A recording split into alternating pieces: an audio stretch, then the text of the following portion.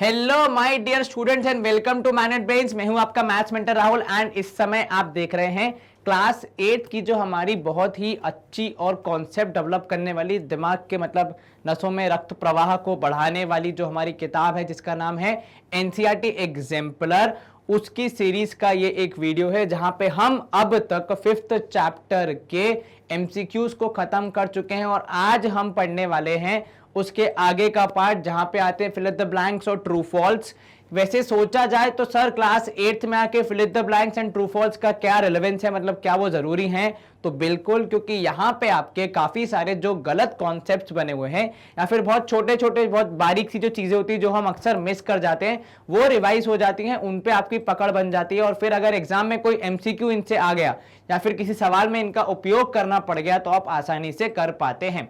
तो मेरे हिसाब से यह बहुत महत्वपूर्ण अंग है हमारे पूरे पढ़ाई का, तो बिल्कुल इन्हें नहीं छोड़ना चाहिए और ना हम छोड़ेंगे। सवाल की तैयारी करने से पहले सवाल लिखने की और पढ़ने की तैयारी कर लेते हैं। क्या आपको ये लाल रंग का पेन दिख रहा है?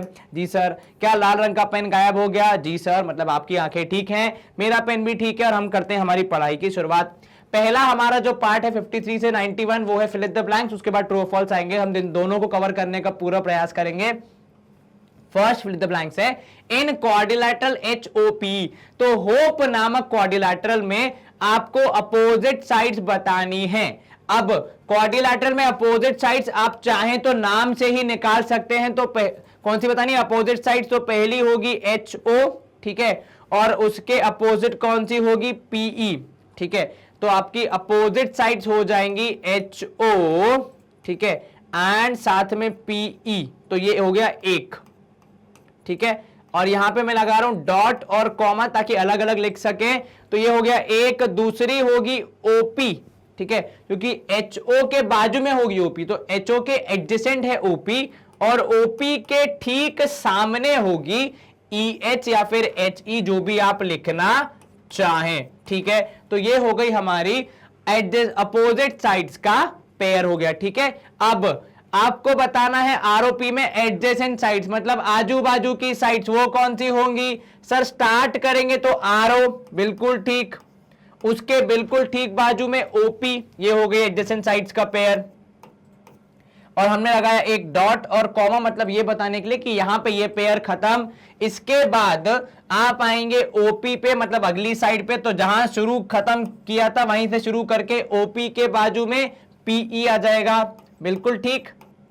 तो हम यहां पे डायग्राम ड्रॉ भी नहीं कर रहे हैं, लेकिन सिर्फ नाम देखकर हम अपना जवाब बता रहे हैं। उसके बाद PE हो जाएगा स्टार्टिंग पॉइंट, तो PE से लेकर उसके बाजू में होगी EH, ठीक है, एंड लास्ट में आएगा आपके पास क्या आएगा?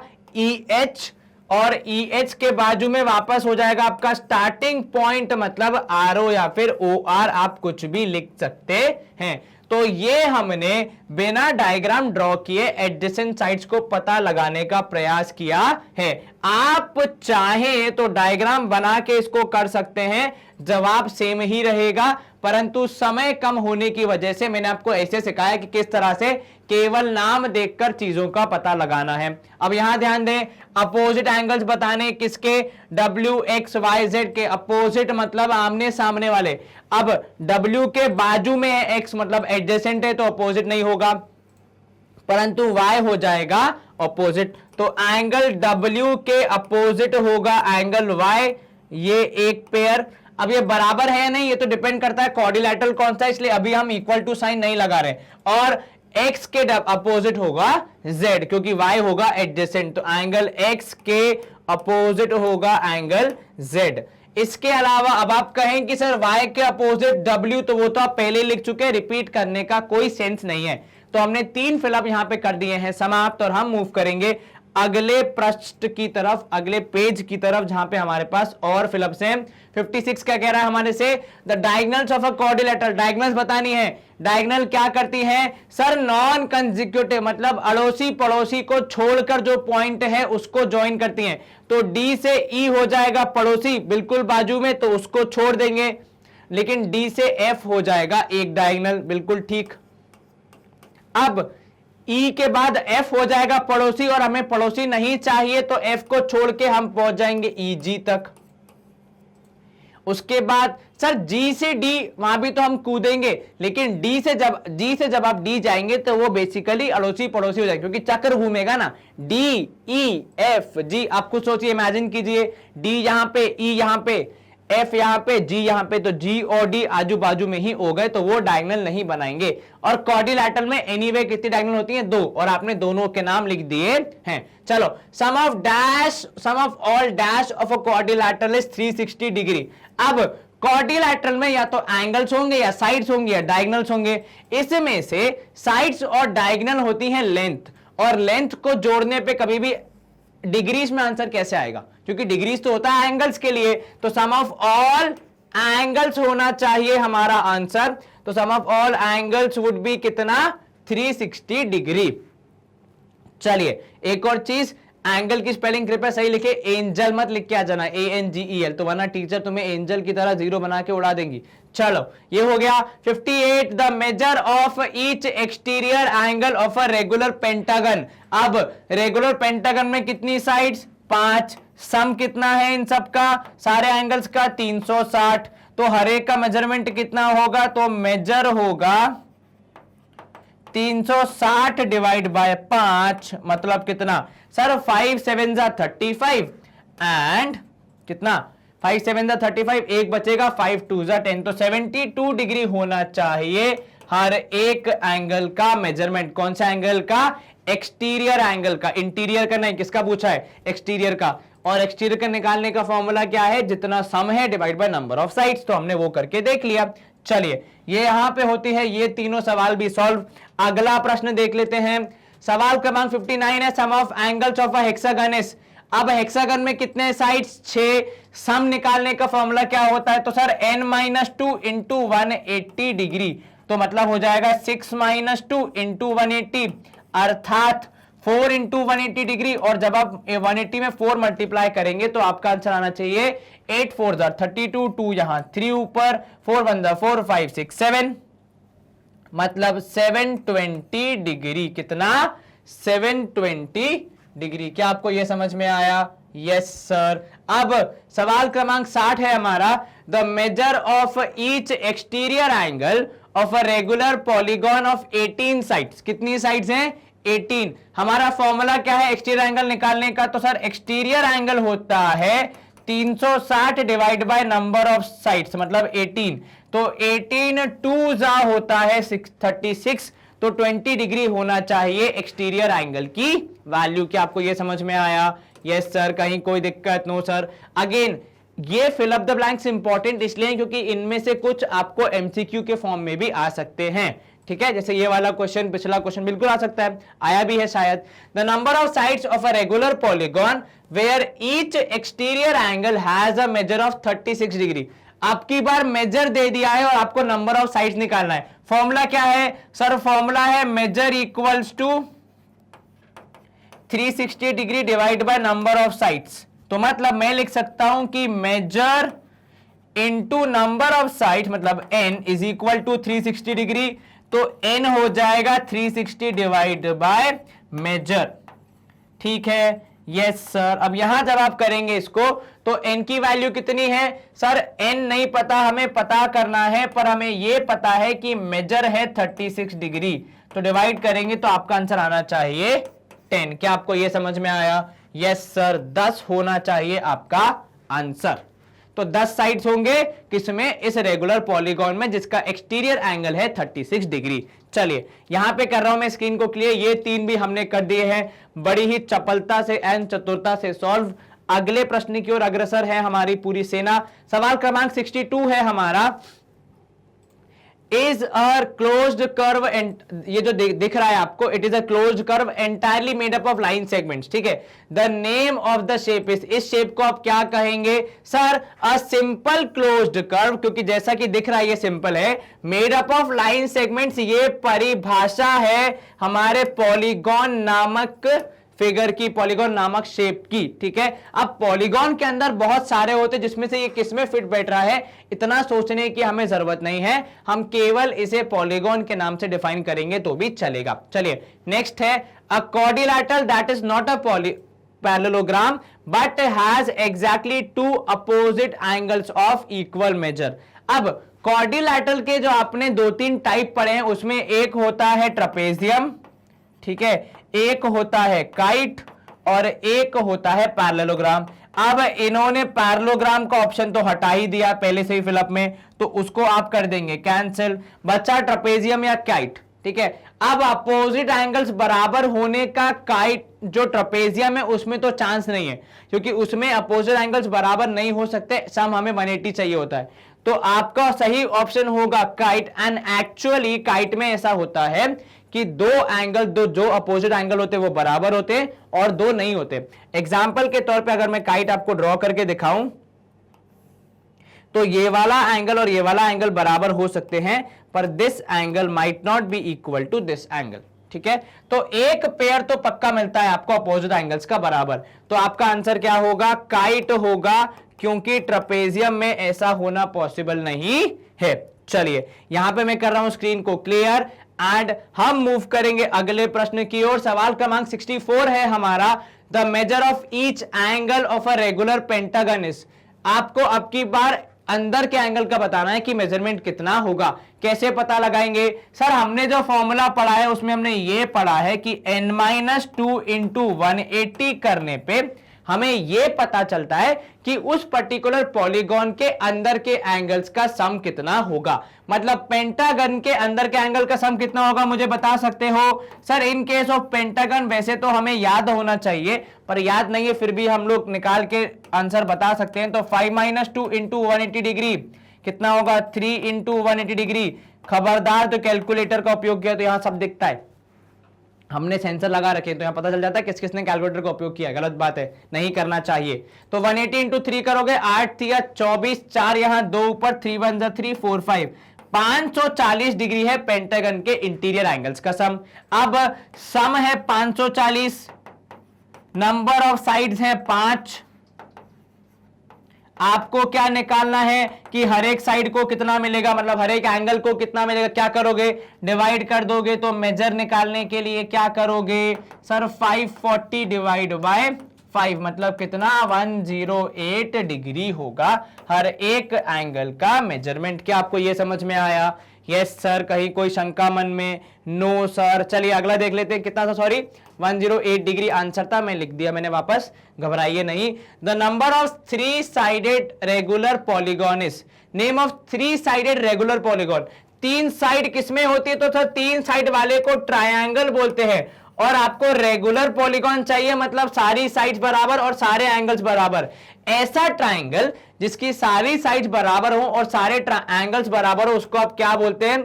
उसको सर अंग्रेजी में कहा जाता है इक्विलैटरल ट्रायंगल। क्या कहा जाता है? Equilateral triangle. ठीक है, चलिए 66 देख लेते हैं। The number of diagonals of a hexagon is. एक हेक्सागन में कितने डायगोनल्स होंगे सर? ड्रॉ करके पता लगा सकते हैं या फिर फॉर्मूला से ड्रॉ करके पता लगाओगे तो आंसर आएगा 9।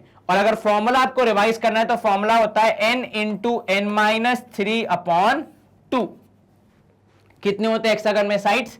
6, और 6 - 3 करोगे तो 3 बचेगा, डिवाइड बाय 2 करना है तो आपका आंसर आएगा 9। तो डायग्राम के हिसाब से भी 9 और फॉर्मूला के हिसाब से भी 9। और फॉर्मूला क्या है? n into n-3/2। और -3 क्यों होता है ये कॉन्सेप्ट हम पहले ही समझ चुके हैं हमारे रेगुलर वीडियो में, जहां पे हमने एनसीईआरटी टेक्स्ट बुक कवर की है। अगर आपने वो नहीं देखा है तो प्लीज जाके उसको देखिए, आपको समझ में आ जाएगा। क्वेश्चन नंबर 67 है हमारा, अ polygon is a simple closed curve made up of only. Polygon की परिभाषा रिवाइज करवा रहा है वो आपको, यहां पे किसका बना होता है? Only line segments. किसका होता है? लाइन सेगमेंट्स, मतलब सीधी लकीरें। ठीक है, अगर आप उसको ऐसे कर्व में बना देंगे तो वो एक्सेप्ट नहीं होती है एज अ पॉलीगॉन। इसीलिए ये जो सर्कल है ये सिंपल क्लोज्ड कर्व है, परंतु पॉलीगॉन नहीं है, क्योंकि इसमें लाइन सेगमेंट नहीं है। A regular polygon is a polygon whose all sides are equal and all dash are equal. Sides भी इक्वल और एंगल्स भी इक्वल होंगे तभी आप उसको रेगुलर पॉलीगॉन बोलेंगे। क्या आपको ये समझ में आया? Yes sir. The sum of interior angles of a polygon of N sides is dash right angles. अब यहां पे आपको थोड़ा सा घुमाने का प्रयास किया जा रहा है। अब यहां देखो कितनी साइड्स हैं? एन साइड्स है। अब हमारे पास जो फॉर्मूला है वो n-2 180 डिग्री है। ठीक है, क्या बोला? n-2 180 degree. तो sum of interior angles of a polygon of N sides is dash right angles. ठीक है, राइट एंगल का मतलब होता है कितने? 90 डिग्री, पर यहां पे कितने हैं? 180 है। तो 180 को जब मैं 90 बना दूंगा तो मैंने उसको क्या किया सर? आधा कर दिया आपने उसको। अब जो मैंने इसको आधा किया है तो बैलेंस करने के लिए इसके साथ वाले को क्या करना पड़ेगा? डबल करना पड़ेगा। तो क्या मैं यहां पे लिख दूं 2n-4 इंटू 190? क्या ये सही है? क्या बोला मैंने एक बार फिर से? इन्होंने बोला राइट एंगल्स। ठीक है, अब यहां पे जो आपको चीज देखनी है वो ये कि राइट एंगल्स की जगह पे हमारे पास जो एक्चुअल फॉर्मूला है उसमें 90 डिग्री है, उसमें 180 डिग्री है, मतलब कितना है? डबल है।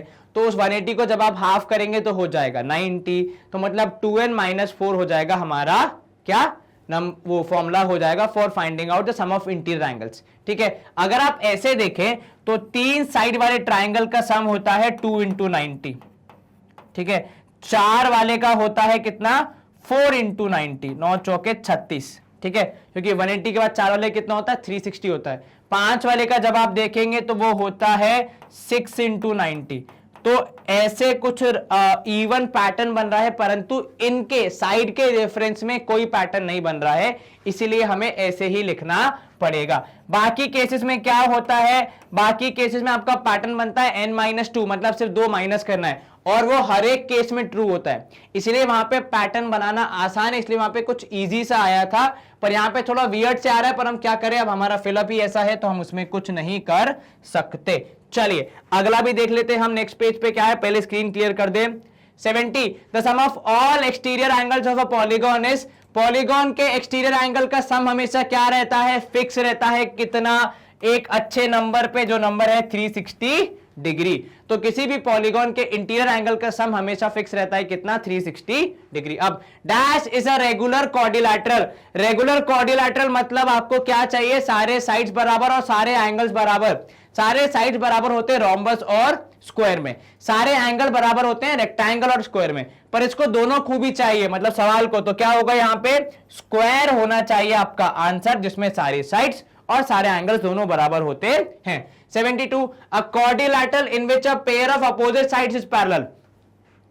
ऐसा क्वाड्रिलैटरल जिसमें अ पेयर मतलब एक पेयर ऑफ अपोजिट साइड्स ही पैरेलल होता है, दूसरे के बारे में कुछ जानकारी अभी इन्होंने नहीं पूछी है। तो ऐसा कौन होता है? ऐसा होता है ट्रेपेजियम में, ठीक है, जिसमें एक पेयर होता है पैरेलल। पैरेललोग्राम में क्या हो जाते हैं? 2 पेयर हो जाते हैं, लेकिन उन्होंने यहां अ पेयर ही पूछा है, 1 पेयर पूछा है। ठीक है, अपोजिट साइड्स के पैरेलल होने का। क्या आपको ये समझ में आया? Yes sir. अगला देख लेते हैं 73 if all sides of a quadrilateral are equal. अगर किसी क्वाड्रिलैटरल के सारे साइड्स बराबर हैं तो उसे आप क्या कहेंगे? सर सारी साइड्स बराबर वाले क्वाड्रिलैटरल को हम बोलते हैं रोम्बस या फिर स्क्वायर। दोनों नहीं।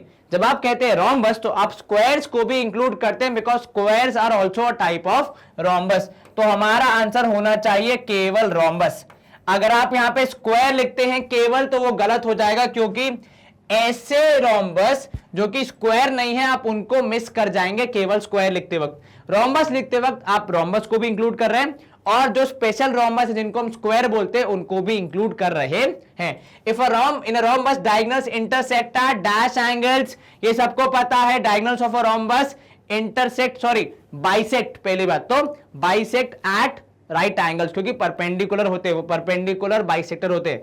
तो इंटरसेक्ट करना मतलब मीट करना। ठीक है, आप सिर्फ इंटरसेक्शन के बारे में पूछ रहा है तो वो एंगल का पूछ रहा है, तो कौन से एंगल होंगे? 90 डिग्री, अर्थात राइट एंगल होना चाहिए। 75 dash measurements can be determine a quadrilateral uniquely. कितने मेजरमेंट चाहिए होते हैं? ये हमने बहुत बार पढ़ा है। कितने मेजरमेंट चाहिए होते हैं किसी भी क्वाड्रिलैटरल को ड्रॉ करने के लिए?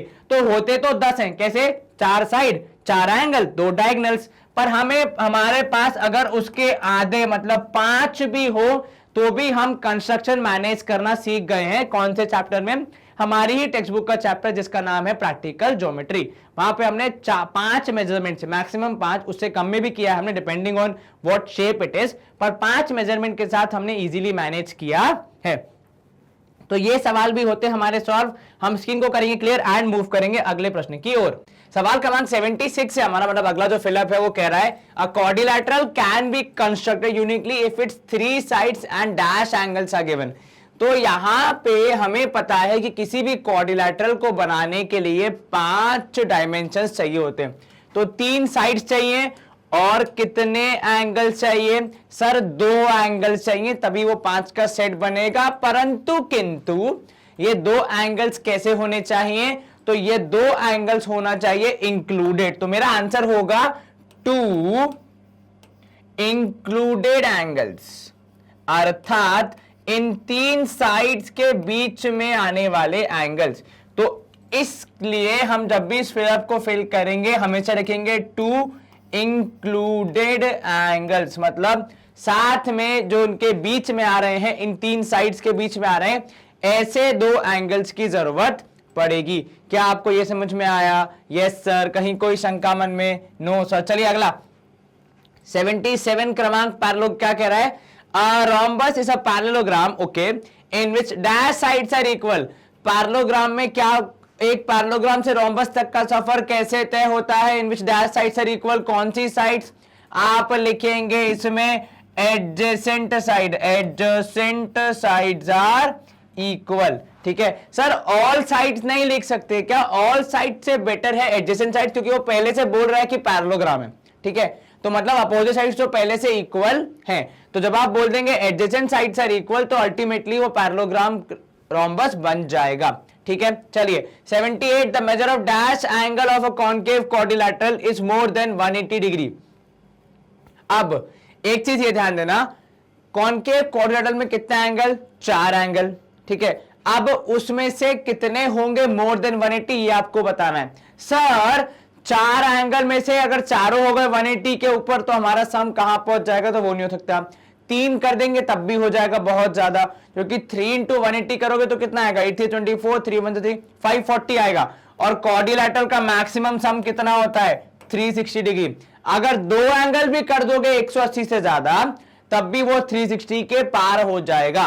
तो एटमैक्स कितना हो सकता है? एक ही एंगल हो सकता है, क्योंकि इससे ज्यादा करने का प्रयास करेंगे तो हमारे क्वाड्रिलैटरल के 4 एंगल में से 2 एंगल ही 180 के ऊपर हो जाएंगे। तो बाकी 3 तो बाकी 2 तो छोड़ ही दो। तो फिर वो क्वाड्रिलैटरल बनेगा कैसे? तो क्वाड्रिलैटरल बने रहने के लिए उसके लिए अच्छा है कि वो एक ही एंगल को कितना करे? 180 से ज्यादा करे। बाकी जैसे ही आप दूसरे एंगल को करने जाएंगे वो 360 से ऊपर हो जाएगा एंड फिर आपका क्वाड्रिलैटरल नहीं बन पाएगा। इसीलिए ये तीनों सवाल होते हैं सॉल्व। स्क्रीन क्लियर करने के बाद हम बढ़ेंगे आगे। सवाल क्रमांक 79 क्या कह रहा है हमसे? अ डायगोनल ऑफ अ क्वाड्रिलैटरल, ठीक है, is a line segment that joins 2 dash vertices of a quadrilateral. कौन से वर्टाइसिस को ज्वाइन करता है डायगोनल?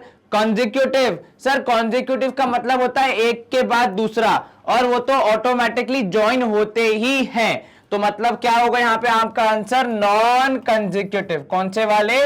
नॉन कंजिक्यूटिव, मतलब जो एक दूसरे के बाद नहीं आ रहे हैं। नॉन कंजिक्यूटिव जो होते हैं उनको हम लोग ज्वाइन करते हैं, तो हमारे उन वर्टाइसिस को ज्वाइन करते हैं, तब हमारा क्या बनता है? डायगोनल बनता है। तो क्या लिखेंगे यहाँ पे? Non consecutive. ठीक है, चलिए अब यहां पे अगला सवाल क्रमांक 80 कह रहा है हमसे कि the number of sides in a regular polygon, एक रेगुलर पॉलीगॉन के नंबर ऑफ साइड्स बताने जिसका एक्सटीरियर एंगल है 72 डिग्री। अब हमने क्या फॉर्मूला पढ़ा है? तो सर हमने पढ़ा है कि measure of exterior angle is equal to sum upon number of sides, क्योंकि एक रेगुलर पॉलीगॉन है मतलब बराबर हिस्सों में बटेगा। अब आपको एक्सटीरियर एंगल्स का सम पता है कितना होता है? यस सर 360 डिग्री हमेशा। Very good. और यहां पे इंटीरियर एक्सटीरियर एंगल का वैल्यू कितना दिया है? 72 डिग्री। हमें क्या पता लगाना है? हमें पता लगाना है एन की वैल्यू।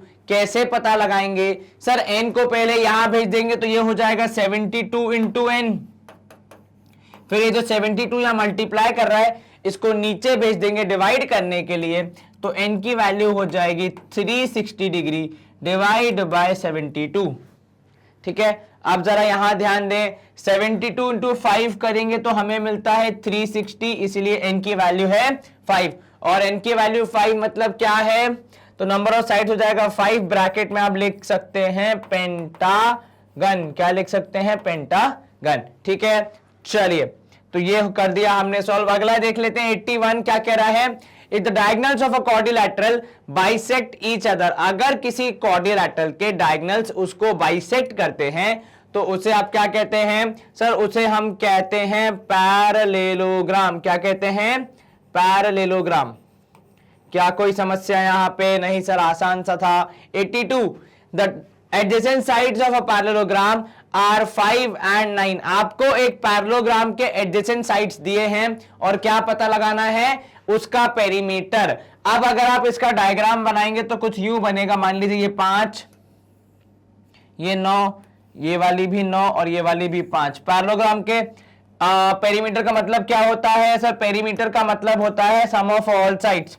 तो 5 9 हो जाए, क्योंकि अपोजिट साइड्स होती हैं बराबर, तो इन दोनों से हमने बाकी दो साइड्स निकाल ली।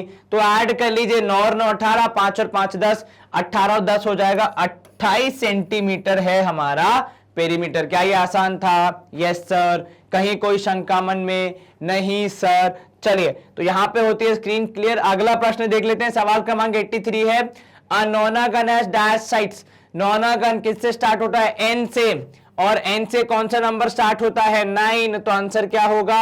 9 साइड्स। ऐसे लिखिए या फिर शब्दों में लिखिए तो भी एक ही बात है, एन 9 साइड्स। ठीक है, चलिए diagonals of a rectangle are, diagonals of a rectangle क्या होते हैं? इक्वल होते हैं, तभी तो वो पैरेललोग्राम से डायगोनल वो बनता है। क्या बनता है? रेक्टेंगल बनता है। तो रेक्टेंगल के डायगोनल्स क्या होते हैं? Equal in length. सिर्फ आप इक्वल लिखेंगे चलेगा। चलिए, a polygon having 10 sides is known as, 10 को हिंदी में 10 बोलते हैं और 10 डी से स्टार्ट होने वाला, तो डेकागन हो जाएगा इसका आंसर। ये है आपके लिए याद करने का तरीका। क्या लिखोगे आप? डेकागन। ठीक है, किससे स्टार्ट होता है? 10 से स्टार्ट होता है, इसलिए। ठीक है, याद रखने के लिए, एग्जाम में मत लिख के आना ऐसा, ये आपका हिंट है याद रखने के लिए। चलिए 86 a rectangle whose adjacent sides are equal becomes, एक रेक्टेंगल जिसके एडजेसेंट साइड्स बराबर हो जाएंगे तो बेसिकली चारों साइड्स बराबर हो जाएंगे। अब चारों साइड्स बराबर वाले दो होते हैं, या तो रोम्बस या तो स्क्वायर। रेक्टेंगल स्क्वायर रोम्बस नहीं बन सकता, क्योंकि रोम्बस में एंगल्स थोड़े वो होते हैं, लाइक कम ज्यादा हो सकते हैं। और रेक्टेंगल को अगर हम स्पेसिफिकली कहें कि वो जिसमें चारों साइड्स बराबर होती हैं, तो वो क्या बन जाएगा? To be specific, square. Although square is also type of rhombus, but लेकिन स्पेशली रेक्टेंगल जैसे दिखने वाले रोम्बस को आप क्या बोलते हैं? स्क्वायर बोलते हैं। जिसमें रेक्टेंगल और रोम्बस की दोनों की खूबियां होती हैं, उसको आप क्या बोलते हैं? स्क्वायर बोलते हैं। तो वो लिखेंगे हम। ठीक है, चलिए ये भी हो गए सॉल्व। अगला देख लेते हैं 87 if one diagonal of a rectangle is 6 centimeter long, length of the other diagonal is, अब अभी हमने कुछ क्षण पहले आपने और मैंने यही देखा था कि भाई साहब diagonal of a rectangle are equal. तो अगर एक डायगोनल की लेंथ है 6 तो दूसरे की लेंथ भी कितनी होगी? 6 सेंटीमीटर। बिल्कुल ठीक। अब 88 adjacent angles of a parallelogram are, adjacent angles मतलब आजू बाजू के एंगल्स, और किसी भी पैरेललोग्राम में आजू बाजू के एंगल्स कैसे होते हैं सर? सप्लीमेंट्री, अर्थात उनको जोड़ने पर 180 डिग्री आता है, तो supplementary.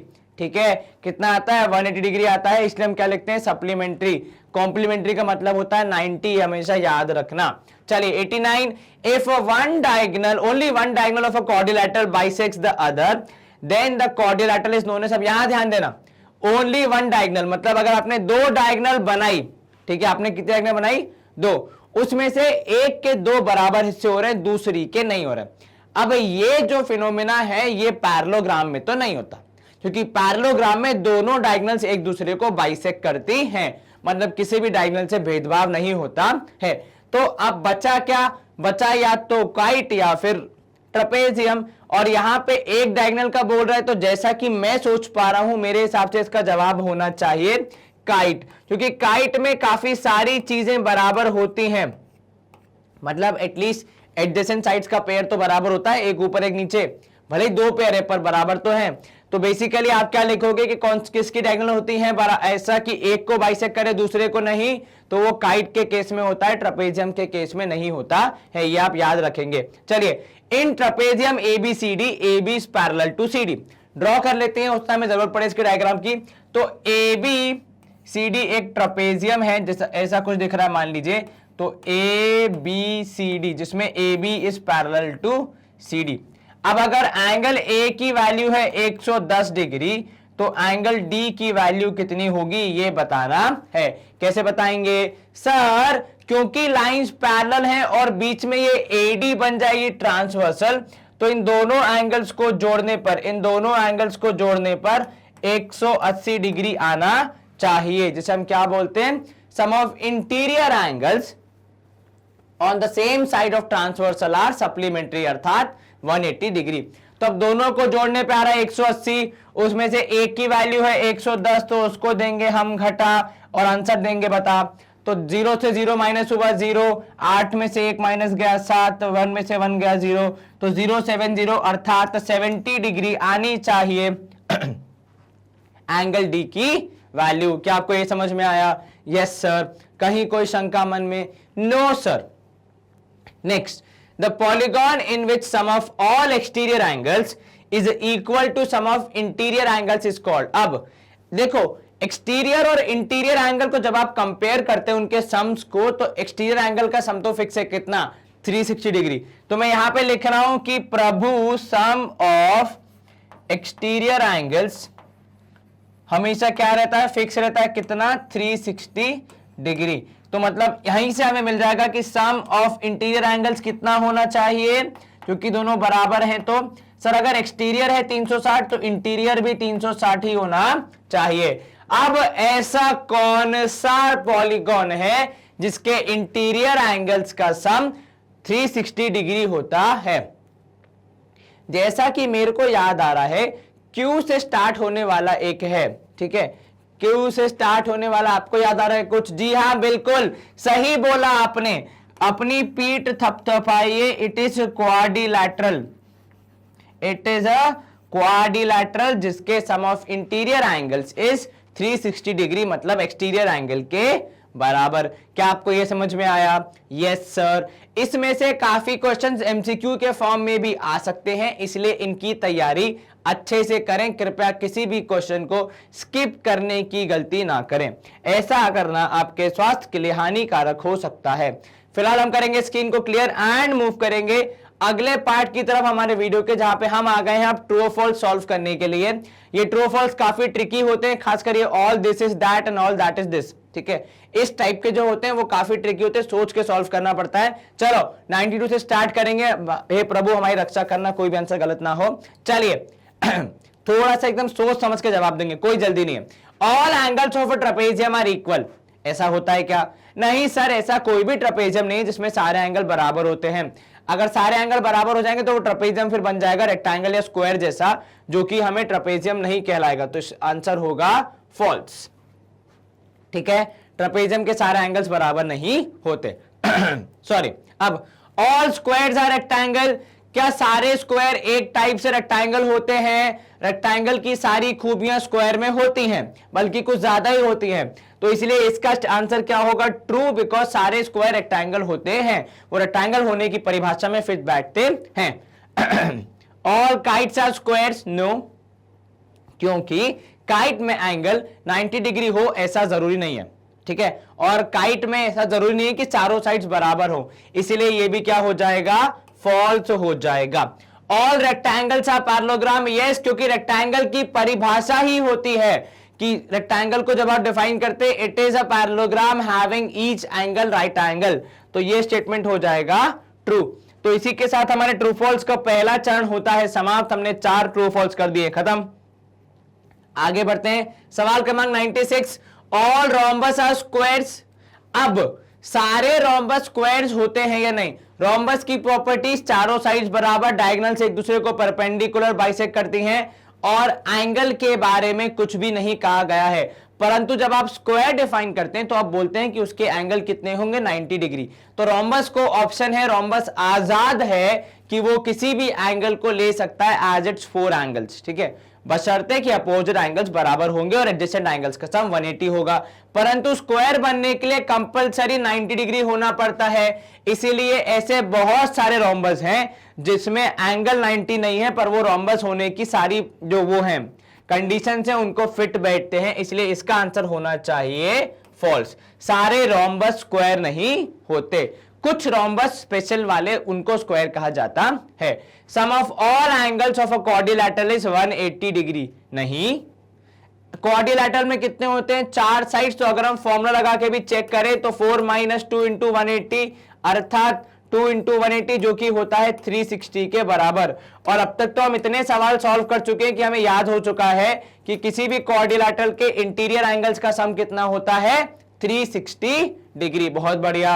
A quadrilateral has 2 diagonals, ये मुझे आप बताइए, क्वाड्रिलैटरल की 4 साइड्स और कितनी डायगोनल होंगी, सर 2 डायगोनल्स बोल रहे हैं, जी हां बिल्कुल ठीक, किसी भी क्वाड्रिलैटरल की 2 ही डायगोनल्स हो सकती हैं। डायगोनल चेक करने का formula sir n × n - 3 whole divide by 2 is equal to giving us number of diagonals का वैल्यू, मतलब कितनी डायगोनल्स होंगी। इसमें भी आप पुट करके देखेंगे तो क्वाड्रिलैटरल की 2 ही डायगोनल्स बनेंगी, इसलिए स्टेटमेंट है ट्रू। चलिए अगला, triangle is a polygon whose sum of exterior angles is double the sum of interior angles। अब ट्राइंगल के इंटीरियर एंगल्स का सम सर 180 डिग्री, ट्राइंगल के एक्सटीरियर एंगल्स का सम सर 360 डिग्री।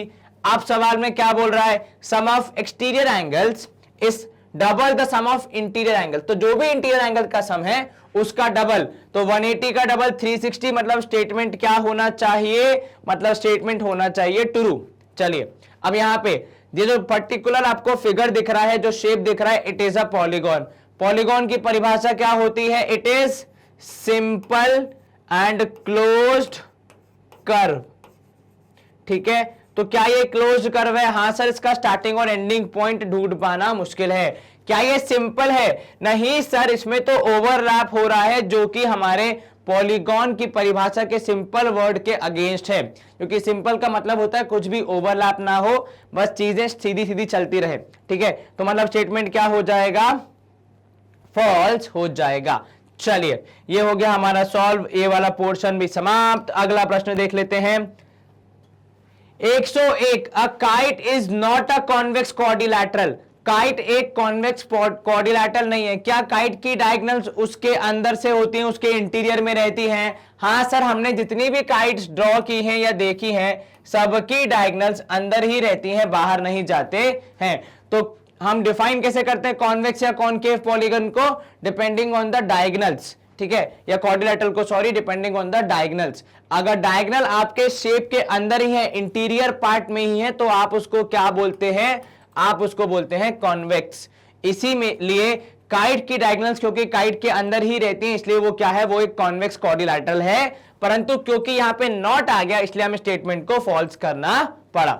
चलिए, the sum of interior angles and the sum of exterior angles taken in an order are equal in case of quadrilaterals only. ये कहना चाह रहा है कि केवल क्वाड्रिलैटरल के केस में, किसके केस में, केवल क्वाड्रिलैटरल के केस में ऐसा होता है कि इंटीरियर एंगल्स का सम और एक्सटीरियर एंगल्स का सम बराबर होता है। देखो ट्राइंगल के केस में डबल होता है, पेंटागन के केस में भी इंटीरियर एंगल्स का ज्यादा होता है, एक्सटीरियर का कम होता है, एंड सो ऑन। जब आप आगे बढ़ते जाओगे तो सम बढ़ते जाएगा इंटीरियर एंगल्स का, एक्सटीरियर तो फिक्स ही है। तो जी हां, बिल्कुल क्वाड्रिलैटरल इकलौता केस है जहां पे दोनों इंटीरियर और एक्सटीरियर बराबर होते हैं। मतलब किसके बराबर होते हैं, 360 डिग्री के बराबर होते हैं। चलिए 103 स्टेटमेंट है हमारा, if the sum of interior angles is double the sum of exterior angles taken in an order of a polygon, then it is a hexagon। अब वो क्या बोल रहा है आपसे कि इंटीरियर एंगल्स का सम एक्सटीरियर एंगल्स के सम का डबल है। तो एक्सटीरियर एंगल्स का सम होगा 360 डिग्री, ठीक है। इंटीरियर एंगल्स का सम है इसका डबल, इसका डबल मतलब 360 का डबल करोगे तो कितना आएगा, 720 है ना। अब आपसे क्या कह रहा है वो, अब आपसे कह रहा है कि ये 720 सम वाला जो पॉलीगॉन है उसका नाम है हेक्सागन। कैसे चेक करेंगे सर, हेक्सागन के सम ऑफ इंटीरियर एंगल्स को निकाल लेंगे जिसका फॉर्मूला होता है n-2 इंटू 180, तो ये हो जाएगा 6-2 इंटू 180 अर्थात 4 इंटू 180 अर्थात मल्टीप्लाई करने पे आएगा 720। तो इसका मतलब है स्टेटमेंट क्या हो जाएगा, स्टेटमेंट ट्रू हो जाएगा। क्या आपको स्टेटमेंट समझ में आया? Yes sir. काम की चीज क्या थी कि एक्सटीरियर एंगल का सम और इंटीरियर एंगल के सम के बीच में क्या कनेक्शन है, उसके बाद हमने पता लगाया कि वो हेक्सागन है या फिर नहीं है। चलिए यहां पे हम कर रहे हैं स्क्रीन क्लियर एंड अगला प्रश्न देख लेते हैं। 104 प्रश्न है। A polygon is regular if all of its sides are equal. अगर किसी पॉलीगॉन की सारी साइड्स बराबर हो जाती हैं तो वो रेगुलर बन जाता है।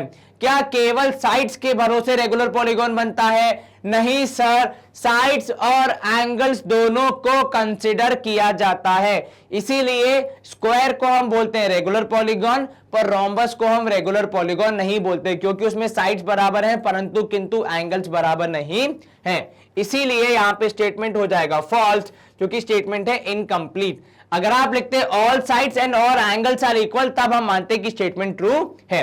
चलिए, rectangle is a regular quadrilateral. क्या रेक्टेंगल के चारों एंगल्स बराबर होते हैं? हाँ जी सर।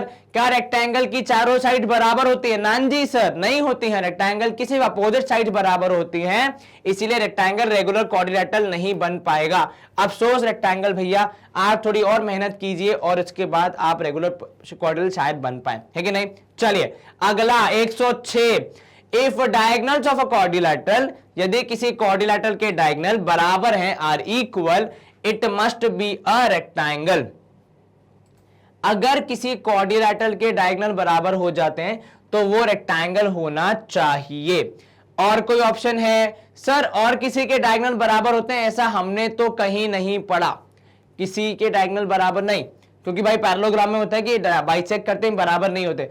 रोम्बस के केस में बाइसेक्ट करते हैं, परपेंडिकुलर होते हैं लेकिन बराबर नहीं होते हैं। तो मेरे हिसाब से तो ये स्टेटमेंट होना चाहिए ट्रू। स्क्वायर के केस में होता है कि डायगोनल्स बराबर होते हैं, but square is also a type of rectangle only, इसीलिए स्टेटमेंट हो जाएगा ट्रू।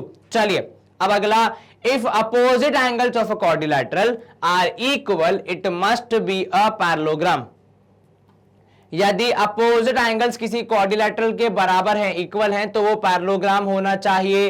अब अपोजिट एंगल्स बराबर और किस केस में होते हैं? सर हमने आपने ही पढ़ाया था इसका वीडियो में कि शायद जो काइट होता है उसके भी अपोजिट एंगल्स बराबर होते हैं, लेकिन केवल एक पेयर, दूसरा पेयर नहीं। क्या यहां पे कहीं पेयर दिया है कि वन पेयर? नहीं सर, अपोजिट एंगल्स है मतलब दोनों की बात कर रहा है, मतलब चारों एंगल्स की बात कर रहा है और दो पेयर्स की बात कर रहे हैं। और यदि अपोजिट एंगल बराबर हो जाते हैं क्वाड्रिलैटरल के तो उसको तो पैरेललोग्राम ही होना पड़ेगा, तो ये स्टेटमेंट हो जाता है हमारा ट्रू।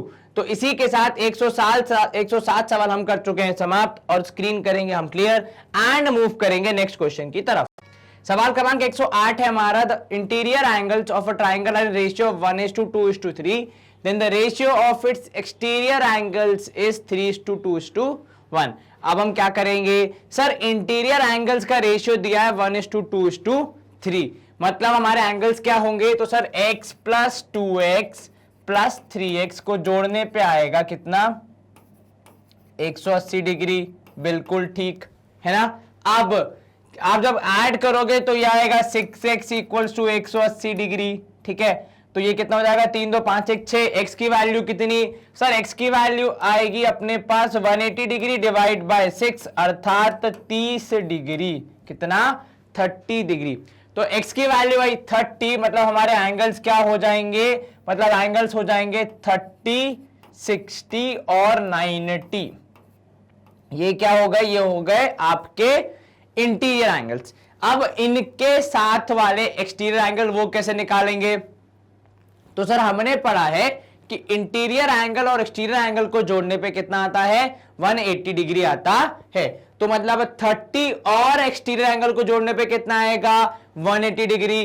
तो तो क्या मैं एक्सटीरियर एंगल निकाल सकता हूं? यस सर, 180 में से 30 माइनस कर दीजिए, आपको मिलेगा 150 डिग्री। तो ये होगा पहला एक्सटीरियर एंगल, बिल्कुल ठीक। अब 180 में से 60 माइनस करेंगे तो कितना मिलेगा? सर 180 में 60 माइनस करेंगे तो मिलेगा 120 डिग्री, बिल्कुल ठीक।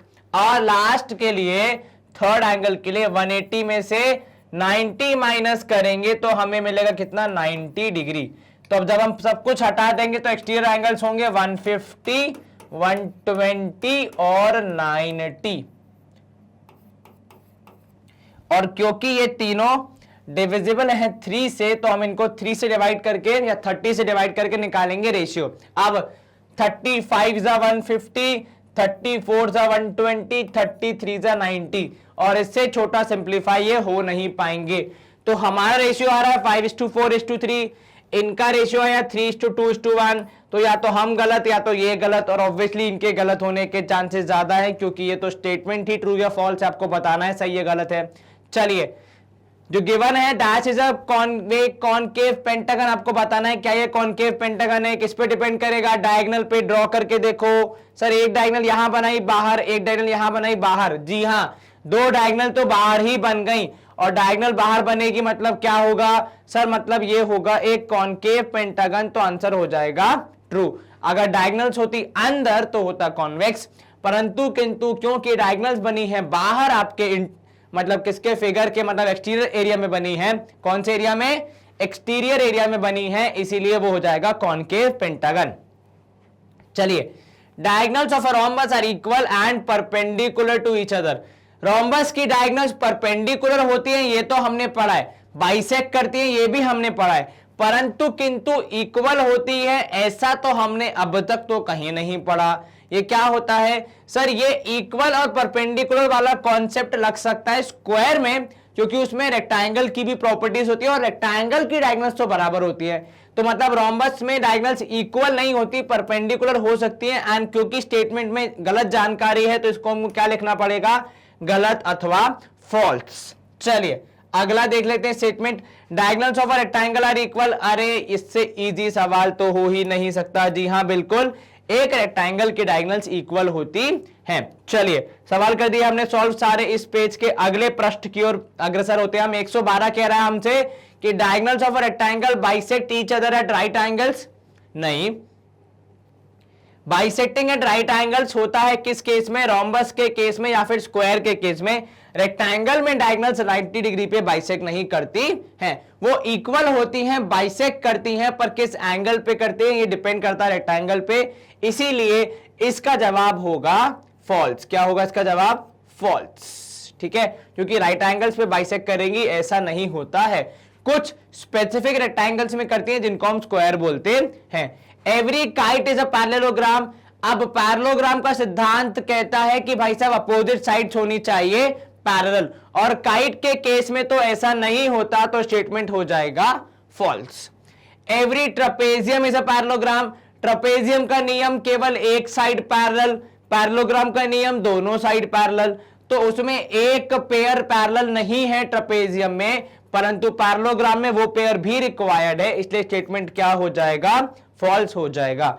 Every parallelogram is a rectangle. ऐसे बहुत सारे पैरेललोग्राम है जिसमें एंगल 90 डिग्री नहीं होते और वो सरवाइव करते हैं, वो पैरेललोग्राम होते हैं, पैरेललोग्राम बन के घूमते हैं, तो इसलिए ये स्टेटमेंट भी हो जाएगा false. Every trapezium is a rectangle. फिर से जब ट्रपेजियम पैरेललोग्राम नहीं बनेगा तो रेक्टेंगल कैसे बनेगा? कुछ ट्रपेजियम ऐसे होंगे जिसमें साइड्स पैरेलल नहीं होंगी और वो रेक्टेंगल बनने की किसी भी परिभाषा को फुलफिल नहीं कर पाएंगे, तो स्टेटमेंट हो जाएगा false. Every rectangle is a trapezium. अब ये आया है अच्छा सवाल, इस पूरे पृष्ठ का सबसे अच्छा सवाल यही है। यहां ध्यान दें सर, ट्रपेजियम होने की परिभाषा है कोई एक पेयर पैरेलल होना चाहिए। क्या बोला आपने? कोई एक पेयर पैरेलल होना चाहिए। क्या रेक्टेंगल में आपको एक पेयर पैरेलल मिलता है? सर रेक्टेंगल में एक क्या दो पेयर मिलते हैं, मतलब आपको एक एक्स्ट्रा ही मिल रहा है। तो जो ट्रपेजियम बनने की जो वो है क्या कहते हैं उसको स्कीम है, या फिर आप ये कह सकते हैं कि पैरामीटर है, या फिर जो परीक्षा है उसके लिए एक चाहिए, ये तो दो हैं, तो मतलब एक्स्ट्रा ही है कुछ, तो मतलब ये इसके लिए फुलफिल करेंगे, इसलिए आपका आंसर होना चाहिए ट्रू। हर पैरेललोग्राम भी ट्रपेजियम होता है और हर रेक्टेंगल भी ट्रपेजियम होता है। क्योंकि ट्रेपेजियम बनने की जो परिभाषा है उसमें लिखा है कि एक साइड पैरेलल चाहिए, एक पेयर पैरेलल चाहिए, और रेक्टेंगल में हमें एक से ज्यादा ही मिल जाता है, तो एक तो आसानी से मिल रहा है। ठीक है, चलिए तो स्टेटमेंट कर रहे हैं हम, सॉरी स्क्रीन कर रहे हैं हम क्लियर एंड मूव कर रहे हैं अगले प्रश्न की ओर। सवाल क्रमांक 118, every square is a rhombus. Yes, क्योंकि स्क्वायर की सारी साइड बराबर होती है और रोम्बस बनने के लिए बस वही चाहिए, इसलिए स्टेटमेंट होगा true. Every square is a parallelogram. Yes, ये भी होगा ट्रू, बिकॉज पैरेललोग्राम बनने के लिए अपोजिट साइड्स पैरेलल चाहिए। एंड आप जब डिफाइन करते हो स्क्वायर को, तो square is a combination of rectangle and rhombus, और दोनों रेक्टेंगल और रोम्बस क्या है, टाइप्स ऑफ पैरेललोग्राम है, तो इसलिए ये हो जाएगा true. Every square is a trapezium. अब सारे पैरेललोग्राम ट्रेपेजियम होते हैं और स्क्वायर इज ऑल्सो पैरेललोग्राम, तो ये भी क्या हो जाएगा, ट्रू हो जाएगा। फिर से कंफ्यूज नहीं होना है, ट्रेपेजियम की परिभाषा में लिखा है कि एक पेयर तो पैरेलल चाहिए ही चाहिए। ठीक है, पैरेललोग्राम आपको बोलता है कि दोनों पेयर पैरेलल होंगे, तो ट्रेपेजियम से पैरेललोग्राम बन सकते हैं और सारे पैरेललोग्राम ट्रेपेजियम होते हैं। ठीक है, कुछ ट्रेपेजियम ऐसे होते हैं कि जो पैरेललोग्राम नहीं होंगे, पर हाँ सारे पैरेललोग्राम ट्रेपेजियम होते हैं, क्योंकि वो परिभाषा को फुलफिल करते हैं कि उनके पास एक साइड एक पेयर पैरेलल तो है। एवरी रोम्बस इज ट्रेपेजियम, ये भी हो जाएगा true, because rhombus also part of parallelogram family which is a part of trapezium family sort of. चलिए, तो उसके पास ट्रेपेजियम से कुछ ज्यादा ही है, कम नहीं है ना। अगला 122 क्या कह रहा है आपसे, a quadrilateral can be drawn if only measure of 4 sides are given. केवल 4 साइड्स के मेजरमेंट से आप क्वाड्रिलैटरल बना सकते हैं, नहीं, हमें 4 साइड्स के साथ एक डायगोनल भी चाहिए, इसलिए स्टेटमेंट हो जाएगा एफ से फॉल्स। अगला प्रश्न, a quadrilateral can be drawn can have all 4 angles as obtuse. किसी क्वाड्रिलैटरल के यदि चारों एंगल ऑब्ट्यूज हो जाएंगे, मतलब ऐसा हो सकता है। अब उदाहरण ले लीजिए, आपके पास सबसे छोटा जो ऑब्ट्यूज एंगल है वो 91 डिग्री मान सकते हैं हम लोग, मतलब एब्सोल्यूट नंबर्स में, डेसिमल अगर छोड़ दे तो, क्योंकि ऑब्ट्यूज की परिभाषा क्या होती है, 90 से बड़ा 180 से छोटा, तो 90 से अगला बड़ा जो मेरे को लिखता है एब्सोल्यूट नंबर्स में, मतलब नेचुरल नंबर्स में, वो क्या है 91। इन चारों को जब आप ऐड करोगे आपका आंसर आएगा 364, जो कि क्वाड्रिलैटरल के सम ऑफ एंगल से ज्यादा हो जाता है। तो मतलब 4 90 डिग्री से ऊपर होंगे तो भी नहीं हो पाएगा। ठीक है, चलिए हम 4 की जगह 1 को कम करके कर देते हैं मैक्सिमम लिमिट, मतलब जितना कम हो सकता है मिनिमम, तो हमने इसको कर दिया 90। क्या अब हो जाएगा, नहीं सर। क्या अब हो जाएगा, नहीं सर। क्या अब हो जाएगा, नहीं सर। या तो एटमैक्स चारों 90 हो सकते हैं, या फिर अगर आप किसी एक को बढ़ा रहे हैं, ठीक है, तो बाकी को कम करना पड़ेगा। तो ऑल 4 एंगल्स तो पॉसिबल नहीं है। हाँ, अगर आप किसी एक को कम कर देंगे तो बाकी 3 को बढ़ा सकते हैं, इसलिए स्टेटमेंट हो जाएगा फॉल्स। ऑल 4 एंगल्स ऑब्ट्यूज होना पॉसिबल नहीं है, 3 हो सकते हैं। ठीक है, a quadrilateral can be drawn if all 4 sides and 1 diagonal is known. हाँ बिल्कुल, हमने करके दिखाया है, तो ये हो जाएगा हमारा स्टेटमेंट ट्रू।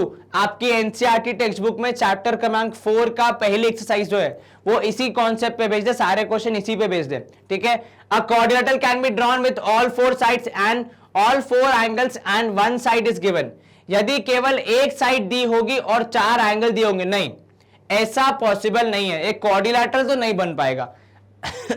सॉरी, अगर आपको कुछ और दिया, तो फॉर एग्जांपल अगर रोम्बस होता या फिर अगर पैरेललोग्राम होता तो फिर भी हम सोच लेते, परंतु किंतु क्वाड्रिलैटरल तो बहुत वास्ट हो गया, उसमें तो कैसे भी आड़े तिरछे जो हमारे होते हैं क्वाड्रिलैटरल वो भी शामिल हो गए, तो ऐसा पॉसिबल नहीं है, तो ये स्टेटमेंट हो जाएगा फॉल्स।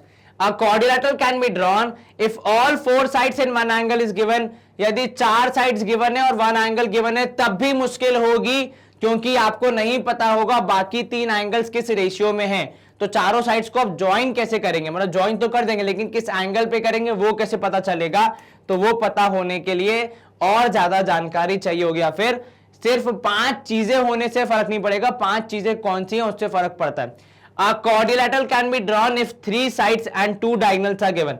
3 साइड्स और 2 डायगोनल्स वाला तो हमने किया है ऐसा सवाल, तो इसका आंसर हो जाएगा ट्रू। हाँ, 3 साइड 2 डायगोनल से पॉसिबल है। तो ये हो गया कुछ काम की जानकारी। देखो यहां पे भी 5 चीजें पता थी, यहां पे भी 5 पता थी, यहां पे भी 5 पता है, पर 5 कौन सी, ठीक है। तो इससे फर्क पड़ता है कि आपका क्वाड्रिलेटरल बन पाना पॉसिबल है या फिर नहीं है। चलिए, ये होता है स्क्रीन क्लियर। अगला प्रश्न देख लेते हैं 128। If diagonals of a quadrilateral bisect each other it must be a parallelogram. अगर किसी क्वाड्रिलेटरल के डायगोनल्स उसको बाइसेक्ट कर रहे हैं तो वो पैरेललोग्राम होना चाहिए। जी हां, बिल्कुल ट्रू है, पैरेललोग्राम हो जाएगा यदि डायगोनल्स बाइसेक्ट करेंगे तो।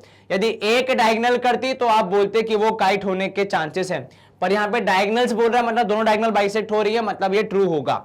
ठीक है, a quadrilateral can be constructed uniquely if 3 angles and any 2 sides are given. यदि 3 एंगल गिवन है और 2 साइड्स गिवन है तो क्वाड्रिलेटरल बना सकते हैं। जी हां, बिल्कुल बना सकते हैं। किस तरीके से? हमारे पास 3 एंगल है, अब वो कोई से भी हो सर, पर अगर वो जो 2 साइड्स दी हैं उनके बीच का एंगल नहीं पता है तो आप उसको निकाल लेंगे, क्योंकि भाई चारों एंगल्स का सम होता है 360। 3 आपको दिए हैं, चौथा आप निकाल सकते हैं। इनफैक्ट आपके एनसीईआरटी में एक क्वेश्चन भी है जहां पे आपको 3 एंगल दिए पर तीनों काम के नहीं, आपको चौथा एंगल निकालना पड़ता है। तो स्टेटमेंट क्या है? ट्रू है। A parallelogram can be constructed uniquely if both the diagonals and the angle between them is given. अगर 2 डायगोनल और उनके बीच का एंगल गिवन हो तो भी आप क्वाड्रिलेटरल, आप पैरेललोग्राम बना सकते हैं। अब यहां ध्यान देना देखो, डायगोनल्स पता है तो हमें यह भी पता है कि डायगोनल्स बाइसेक्ट करेंगे। ठीक है, तो आप उनको बाइसेक्ट करवाएंगे और साथ में एंगल भी निकालेंगे। तो कैसे कर सकते हैं सर? पहले एक डायगोनल बनाइए, ठीक है, फिर उसका बनाएंगे हम परपेंडिकुलर बाइसेक्टर। ठीक है, तो हमें सेंटर पॉइंट मिल जाएगा।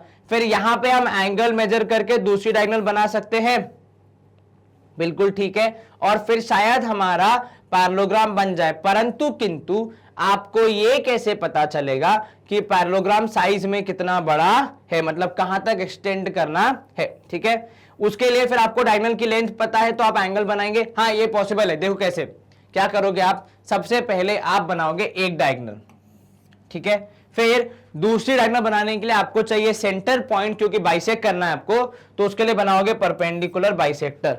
ठीक है, उसके बाद आप बनाओगे angle between them using the compass and pencil.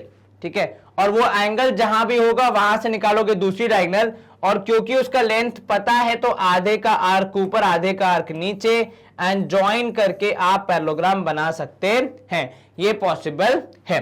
तो मतलब यहां पे स्टेटमेंट क्या हो जाएगा? स्टेटमेंट हो जाएगा ट्रू। ठीक है, पॉसिबल है, हम बना सकते हैं, बस थोड़ा सा दिमाग लगाना पड़ेगा। चलिए 131 a rhombus can be constructed uniquely if both the diagonals are given. हाँ, ये तो हमने किया है, क्योंकि दोनों डायगोनल्स के बीच का एंगल क्या होता है? 90 डिग्री फिक्स होता है, इसलिए ये पॉसिबल है। और वो भी पॉसिबल है पैरेललोग्राम बनाना, बस आपको एंगल देखना पड़ेगा और थोड़ी सी प्रैक्टिस करनी पड़ेगी बनाने की, बाकी कोई समस्या नहीं आनी चाहिए। क्या आपको ये समझ में आया? Yes sir. कहीं कोई शंका मन में? No sir. चलिए, ये होते हैं हमारे सारे ट्रू और फॉल्स खत्म यहां पे शायद, और हम मूव करेंगे आगे। परंतु किंतु आगे मूव करने के लिए मैग्नेट बेंच आपका साथ हमेशा देता रहेगा। किस तरीके से? हमारी वेबसाइट के फॉर्म में, जहां पे आप अलग अलग क्लासेस का कंटेंट इजीली एक्सप्लोर कर सकते हैं depending on your choice. And न सिर्फ एनसीईआरटी बल्कि यहां पे आप अलग अलग क्लासेस की एग्जाम्पलर भी प्रैक्टिस कर सकते हैं, जैसा कि आपको यहां पे दिख रहा है। क्लास 8 की अगर मैं बात करूं तो हमारे पास साइंस के एग्जाम्पलर है, मैथ्स के एग्जाम्पलर आज समय देख रहे हैं, आपको ये भी मिल जाएगी यहां पे अवेलेबल। उसका पोस्टर यहां नहीं है, इसके लिए मैं क्षमा प्रार्थी हूं, परंतु आपको इजीली अवेलेबल हो जाएगी, ऐसा मैं पक्का आपसे कह रहा हूं। अब यहां पे जब आप इनको खोलते हैं, मतलब जब आप इन टैब्स पे क्लिक करते हैं क्लास वाइज, तो आपको क्या दिखता है? तो हमने आपके लिए चैप्टर वाइज कंटेंट को डिवाइड करके रखा है ताकि आप पे बहुत सारा लोड ना पड़े। और इस चैप्टर के अंदर भी हमने आपको एक्सरसाइज वाइज वीडियोस बना के दिए हैं ताकि आप आसानी से अपने एग्जाम के हिसाब से, अपने टेस्ट के हिसाब से किस टाइप के क्वेश्चन करने हैं, कितने मार्क्स के करने हैं, उसके हिसाब से प्रैक्टिस कर पाए। उदाहरण के तौर पे क्लास 9th में देखिए एमसीक्यूज एंड अलग क्वेश्चंस हैं। क्लास 8th में हमने क्या किया है कि एमसीक्यूज वाले वीडियो अलग, fill up the blanks true false वाले वीडियो अलग, जो आप अभी देख रहे हैं। इस तरीके से क्वेश्चन सॉल्विंग वाले हमने वीडियोस अलग बनाए ताकि आपको अपने एग्जाम के हिसाब से प्रिपेयर करने में आसानी हो। अगर एमसीक्यू टेस्ट है तो सारे एमसीक्यू वाले एंड फिलिप ट्रू फॉल्स वाले वीडियो देख लीजिए तो आपकी तैयारी हो जाएगी। सब्जेक्टिव पेपर है तो सब्जेक्टिव वाले देख लीजिए, उसकी तैयारी हो जाएगी। तो डिपेंडिंग ऑन योर चॉइस। अब यहां पे जब आप किसी भी क्लास के वीडियो पे क्लिक करते हैं, टैब पे क्लिक करते हैं, तो कुछ इस तरीके से आपको वीडियो दिख जाता है, सेम एज यूट्यूब, कुछ भी डिफरेंस नहीं है, बल्कि यहां पे आप आसानी से वीडियो देख सकते हैं। एंड सेकेंड थिंग, यहां पे आपको एड्स भी नहीं मिलेंगे, तो टाइम भी बचेगा आपका, ठीक है। And just like all our videos, concept explain करके ही सवाल सॉल्व किया जाता है, जो कि हमेशा मैनेट बेंच का यूएसपी रहा है। And with this we come to the end of a video. इस वीडियो में हमने क्या पढ़ा, तो बेसिकली इस पूरे सेशन में हमने देखा कि कैसे हम आपके एनसीईआरटी टेक्स्ट बुक के चैप्टर क्रमांक 3 और 4, मतलब understanding quadrilaterals and practical geometry पे based fill the blanks and true false को अटेम्प्ट करते हैं। ये आपकी एनसीईआरटी जो है एग्जाम्पलर का 5th चैप्टर का एक पोर्शन था। अगले वीडियो में हम किस पे फोकस करेंगे, तो अगले वीडियो में हम फाइनली सब्जेक्टिव क्वेश्चंस पे फोकस करेंगे आपको, लेकिन साथ में इनको मिस नहीं करना है, मतलब फिलिप ट्रू फॉल्स को भूलना नहीं है, क्योंकि ये इंपॉर्टेंट है आपके एमसीक्यू एग्जाम्स के लिए। रादर कई बार आपके सब्जेक्टिव पेपर में भी जो छोटे मोटे आप गलती कर देते हैं वो यहाँ पे कवर हो जाती है। आगे आपको पता है, वीडियो पसंद आए तो लाइक करें, चैनल को सब्सक्राइब करें एंड इस वीडियो को शेयर करें, बिकॉज ज्ञान बांटोगे तो ज्ञान बढ़ेगा। आप उनसे कुछ लेंगे, आप उनको कुछ देंगे, इस तरीके से आपका ज्ञान बढ़ते जाएगा। रेगुलरली पढ़ाई करते रहिए, आपके एग्जाम्स तो आते रहते हैं। अच्छे से मेहनत कीजिए, अपना ख्याल रखिए, stay home, stay safe, take care, bye bye, good day, see you soon.